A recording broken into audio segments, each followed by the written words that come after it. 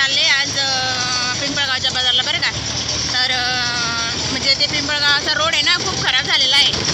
तर मग इकडून जाते आम्ही म्हणजे वाकडी कोकडी करतगाव कल्याणी ह्या रोडनं जातो आहे आम्ही. तर मी भोकरदनहून म्हणजे भोकरदनची आहे, राहणार भोकरदन, जिल्हा जालना. तर हे बघा आमच्या इकडे काही अजून पेरणी वगैरे झालेली नाही आहे. तुमच्या तिकडे पेरणी झाली आहे का? आणि हे बघा सगळे वावरं तसेच पडलेले आहे बिलकुल, हे बघून घ्या.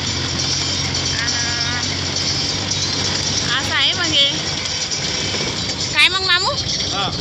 आणि कसं काय वाटतंय आपण एवढे लांबून तर रस्त्याने जातोय इथं 4-5 किलोमीटर फरक आहे.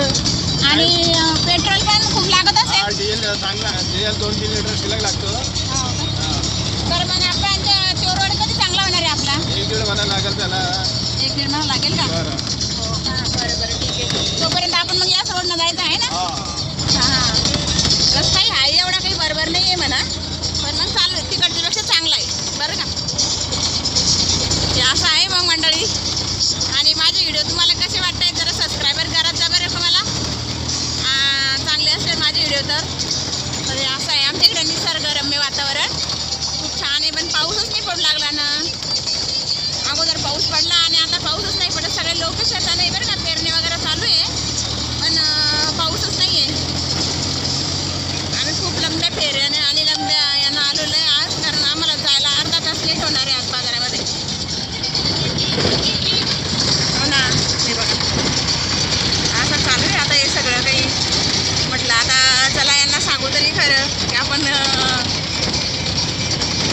कसा प्रवास करावा लागतो कामामध्ये.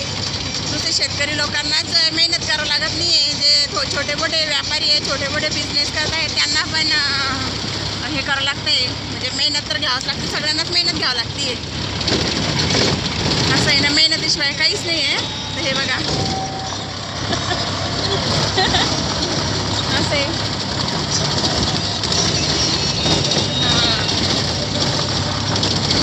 बघा किती छान वातावरण आहे ना. असे रस्ते बघा आमच्या या साईडचे.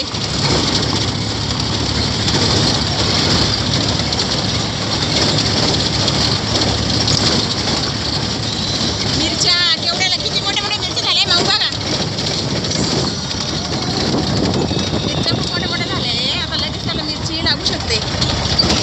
आता ही पाठी कोणती आहे? सिद्धेश्वर. सिद्धेश्वरची पाठी लागली बघा आम्हाला, कारण मी या रोडने पहिल्यांदाच येते ना, मला माहिती नाही हा रोड. मी पिंपळगावला त्याच रोडने जायची